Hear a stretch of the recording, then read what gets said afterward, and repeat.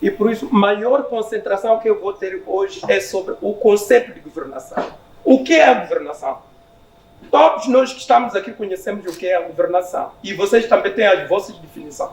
O que eu vou fazer é dar algumas pistas teóricas sobre de onde é que vem o conceito de governação. Por isso, a estrutura da minha apresentação será poder, governação, origem etimológica do conceito ou da palavra governação, princípios chaves de governação na antiguidade e na atualidade. É importante nós compararmos, que é para nós percebermos qual é o historial desse conceito. Depois vou fazer algumas breves menções sobre as visões de governação de alguns pensadores antigos, começando, portanto, com as processões de Confúcio, na China, e também de Kautilya, na Índia Antiga, e depois algumas concepções de atualidade. Na parte da participação, não vou gastar muito tempo, só vou tocar alguns aspectos, uma vez que o professor que acaba de me anteceder já falou sobejamente sobre os mecanismos de participação. Mas atenção, vou só tocar na parte que diz os mecanismos de participação que os cidadãos moçambicanos têm em Moçambique e como que eles fazem essa utilização. E depois vou falar da governação em Moçambique, que nós todos conhecemos. Aqui eu vou levantar algumas questões que os estudantes e investigadores que estão na fase final das suas dissertações de mestrado, de doutoramento, precisam de responder no contexto de Moçambique. Porque aquilo que vou fazer na primeira parte é apenas uma conceptualização teórica, mas no contexto de Moçambique, o que precisamos de saber sobre a governação? Vamos até lá. E por isso, na parte de participação, vou falar um pouco, só vou tocar naquele aspecto que interessa para a governação.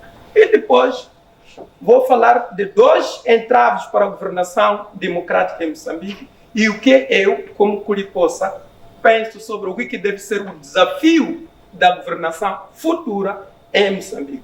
Digo futura porque nas condições atuais em que Moçambique se encontra, é difícil fazer uma revolução brusca em termos do tipo de governação democrática que queremos. Mas muitos de vocês estão a ver que são bastante jovens, são jovens que academicamente preparados podem levar avante a questão que eu defendo e depois vou falar isso. A questão, o que nós queremos em termos de governação ou do Estado. Nós temos que fazer, portanto, um novo contrato em torno do Estado que nós queremos e definir os objetivos que Moçambique precisa de fazer através do Estado por meio desse novo contrato social.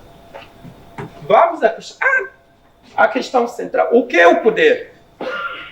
Os meus colegas anteriores falaram da prestação de contas, falaram da governação, falaram da participação, são conceitos-chave. Mas antes de falarmos da governação ou falar de participação, prestação de contas, a questão central parte aqui. O que é o poder? Em poucas palavras, o poder é a capacidade que um ator tem de alcançar os seus objetivos, mesmo contra a vontade dos outros. O poder envolve a tomada de decisões, o estabelecimento de agenda e a capacidade de prevenir que certas decisões sejam tomadas, e o controle ou a manipulação sobre o que os outros pensam e querem, mesmo contra a vontade deles. Essa pouca apresentação sobre o que é o conceito de poder tem suas implicações, mas iria pedir para passar logo para o quadro que se segue aí. Em princípio, estudantes e participantes, todos nós temos poder. Nós recebemos o poder na altura que nascemos. Por isso temos poder de. Quando nós falamos de poder de, significa capacidade, habilidade, arte de fazer alguma coisa, por exemplo, escrever, cantar, fazer chinelo, ou o fato de falar, significa que todos nós temos esse poder. Depois temos o poder dentro de si. O que significa? Significa autoestima nas suas próprias capacidades, os seus próprios recursos e conhecimentos. Depois subimos poder com colaboração, partilha de recursos, de informação, e depois temos o poder sobre, que significa coerção, o controle opressão, exclusão, subordinação, subjugação, influência, manipulação, intimidação e dominação. A seguir, por causa dessas últimas ou conotações que o conceito de poder sobre, ou o conceito que alguém tem sobre o outro, isso precisa de ser justificado. E o professor Kemet já falou sobre quais são os mecanismos que existem para alguém justificar o poder que exerce. A seguir.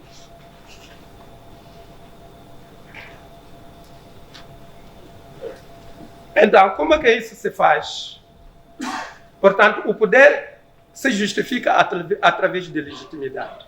O que é legitimidade? Vem aí a definição. Portanto, o poder político é legítimo quando age antes de governação. Ali mesmo, naquela definição, é importante.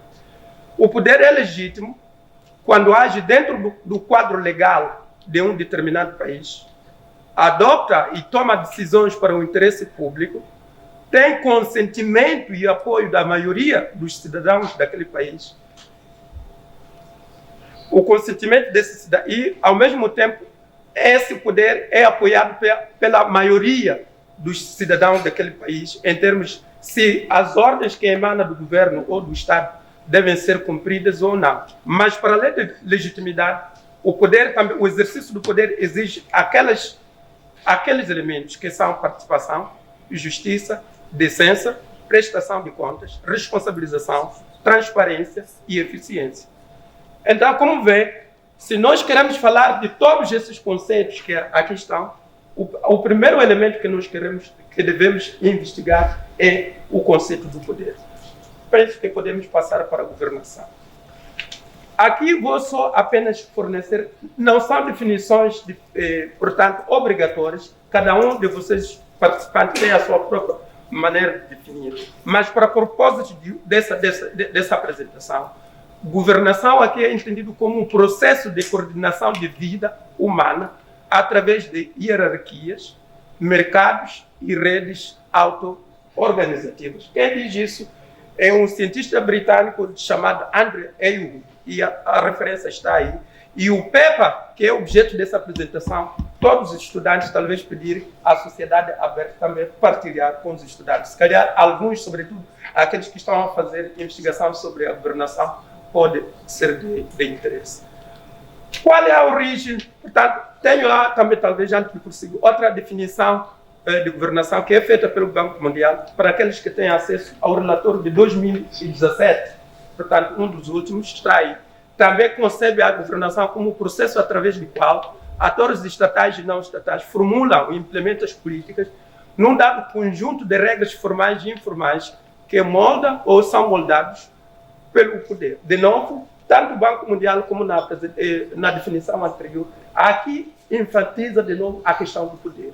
Qual é a origem da palavra ou conceito de governação?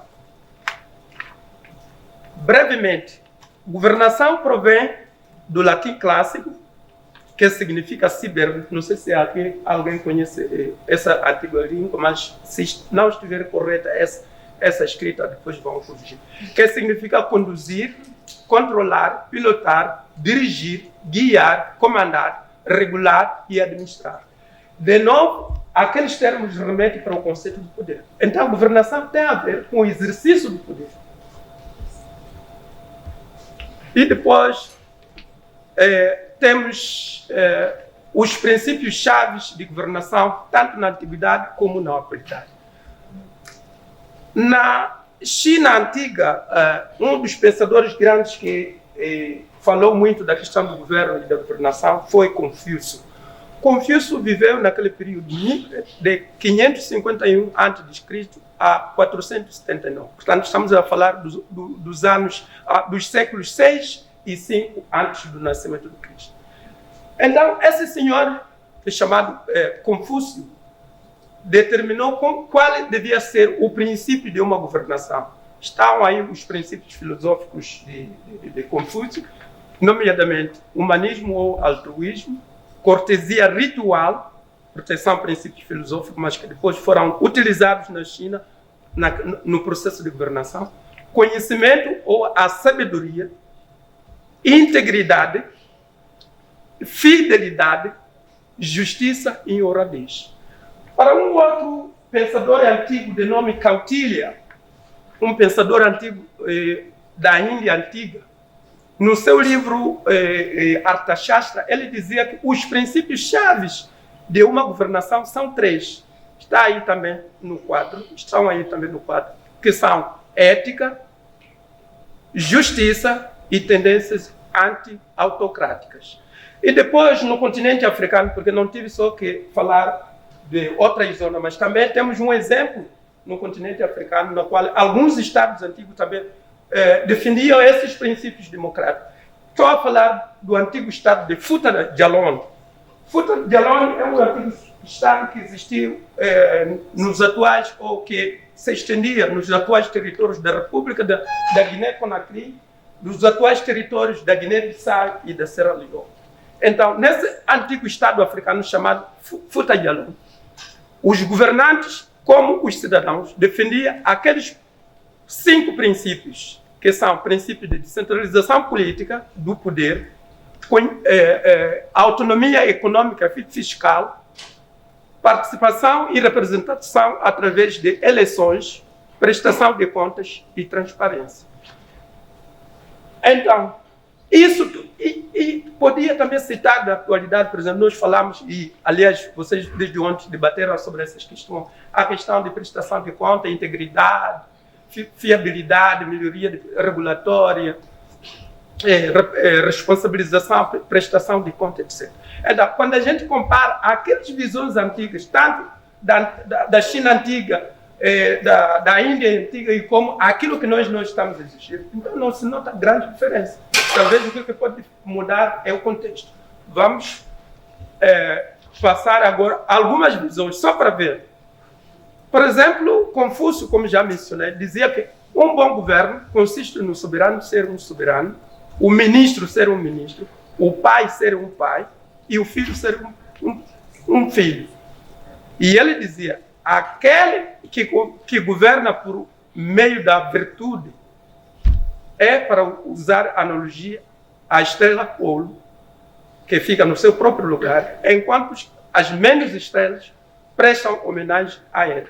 Podemos passar por outra citação.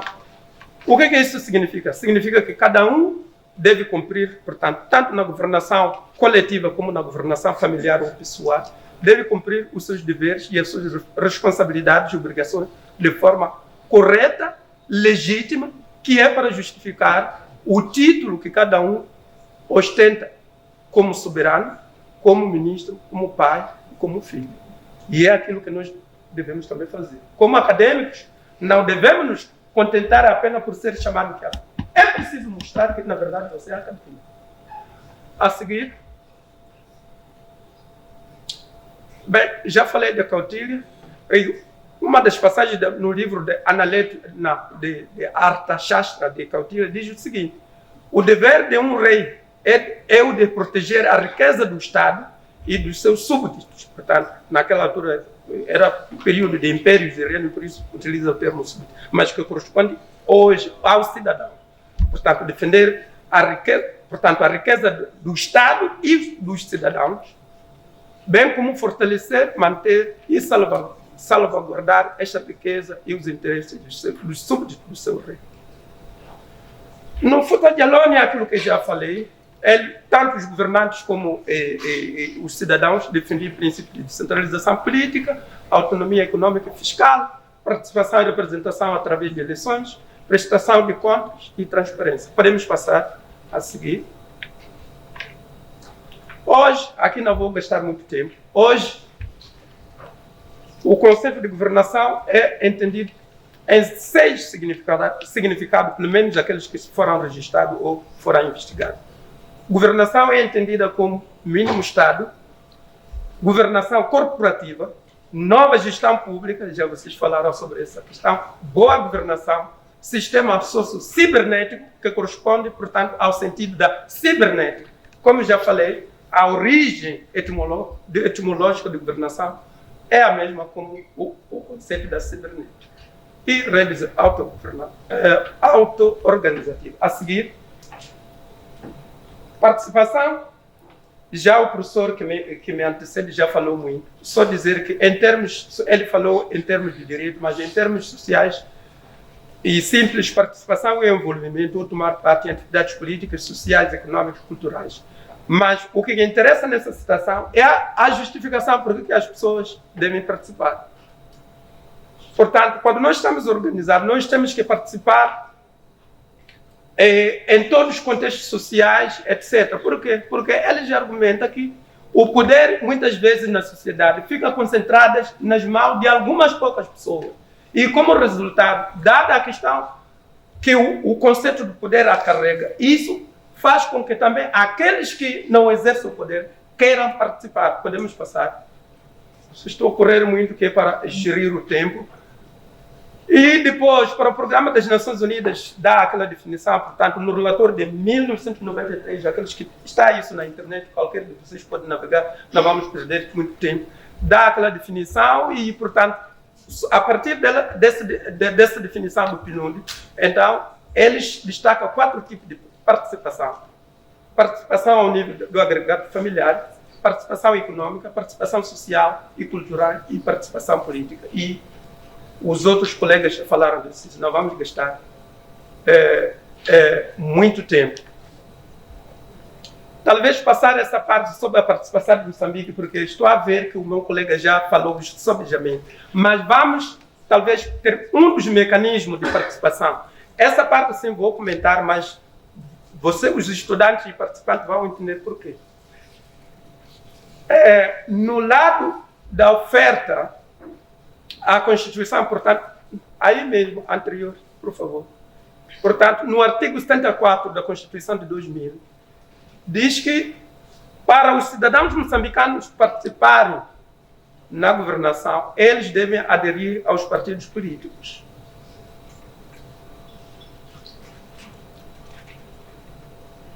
A seguir, isso já falamos. Antes disso, talvez, mais atrás. E a Constituição, mas um pouco mais atrás. E a Constituição dá maior relevância ao papel que os partidos políticos moçambicanos devem fazer ou devem facilitar no processo de participação na governação em Moçambique. Então, a questão é que é discutir por que o governo dá mais primazia aos partidos políticos e às associações cívicas no processo da participação. Então, isso implica analisarmos o papel, quais são os papéis que um partido político exerce numa democracia. A seguir.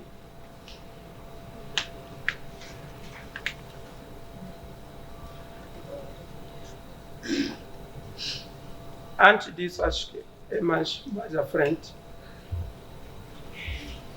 Segundo a literatura acadêmica sobre o papel dos partidos políticos, essa literatura diz que um partido político exerce mais ou menos essas funções que estão aí representadas. A função orientada ao eleitorado, que são representação, integração, e depois exerce as funções relacionadas com a ligação, que significa agregação e recrutamento e treinamento dos líderes políticos. E a terceira função está relacionada com o governo.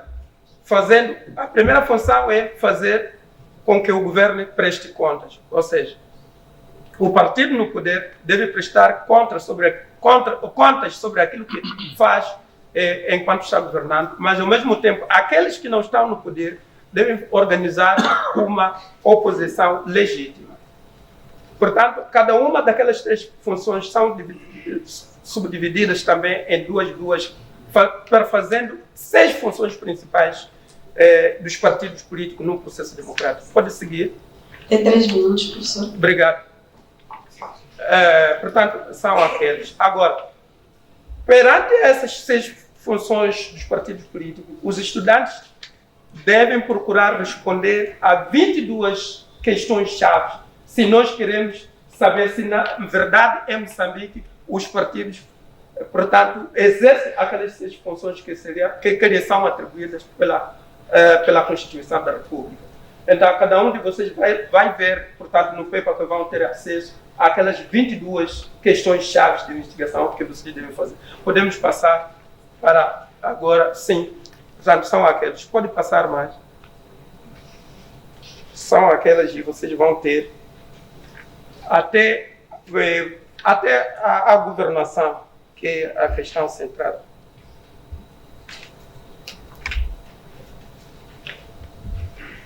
Sobre a governação, os meus colegas que me antecederam também falaram aqui.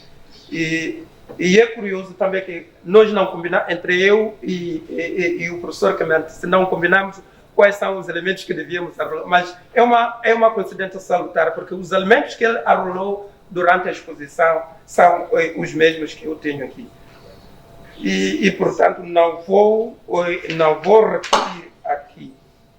O que talvez eu vou pedir que a colega que está me é passar para a governação em Moçambique. Ok. Quais são os grandes entraves à governação democrática em Moçambique? Muitos estudos, e vocês estudantes, também não vou repetir aqui muita coisa, já têm conhecimento sobre alguns problemas que enfrenta Moçambique, que são a questão da corrupção, a falta de prestação de contas, etc, etc. Mas 2 aspectos que eu ainda não vi com grande ênfase nas apresentações que são, ou nos estudos que são feitos sobre Moçambique. A questão de análise profunda sobre a dependência de Moçambique aos recursos naturais e a questão da tributação. Talvez mostrar essa parte que fala sobre os recursos naturais, a dependência de Moçambique aos recursos naturais. Eu levanto essa questão. Será que a descoberta do gás natural em Palma, a exploração do gás natural em Timane, na Inhambane, ou mesmo do carvão em Moatize, será que essa é uma bênção para a governação democrática em Moçambique ou é um problema para a governação?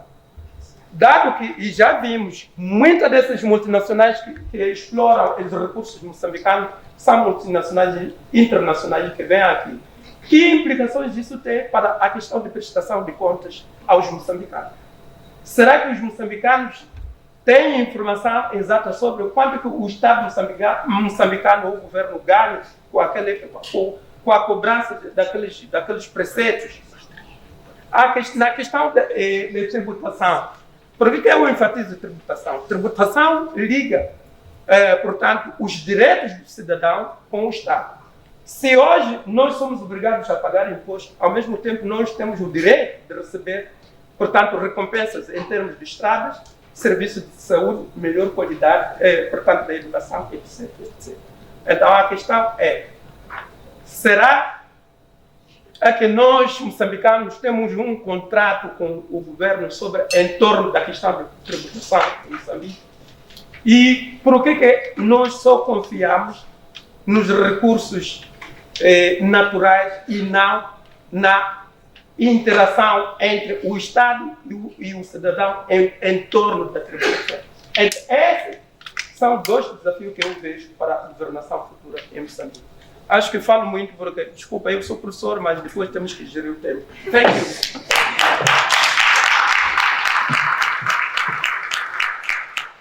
Estruturamento, durante o período de ajustamento estrutural, então o governo foi obrigado a diminuir o número de funcionários. Está a funcionar. Pode não ser aos níveis desejáveis, porque se diminuir tudo, então nós não temos nenhum serviço, pelo menos para ir carimbar, porque o Banco Mundial queria que fosse mesmo um Estado mínimo, mas não é possível nas condições atuais. Governação como corporativa, isso ocorre nas corporações ou empresas privadas. Isso implica a forma como as empresas são governadas, controladas e prestam contas ao Estado. Envolve, portanto, o relacionamento entre os trabalhadores dessas empresas, os acionistas e outros atores principais de uma determinada empresa. A seguir, governação como gestão pública. Está a ser, atualmente a ser implementado esse tipo de governação em Moçambique. O professor já, como Ana falou, da lei 7/2012. Nessa lei, o Estado preconiza que daqui para o futuro, Moçambique deve ser administrado através de princípios de descentralização, eficiência, excelência e qualidade e um setor público virado ao cidadão. Está a acontecer. Vamos a outro tipo de governação. Governação como boa governação. Já falamos, tem a ver com a questão da necessidade do governo ser mais transparente, prestar mais contas aos cidadãos moçambicanos e não a Nadarco ou a Vale ou qualquer outra companhia multinacional estrangeira. Pelo menos a tentativa, ou nós que estamos aqui já estamos a debater sobre isso, que o governo devia ser mais proativo em termos de prestar contas aos moçambicanos e não a Nadarco. É um exemplo. Depois, governação como sistema socio-cibernético. É claro, o centro da governação hoje não se localiza apenas na Ponta Vermelha. A sociedade civil, cujos membros estão aí, já organizaram essa conferência. Significa que é um sistema socio-cibernético da nossa governação. Estudantes, o que eu mais posso falar? Não, obrigado.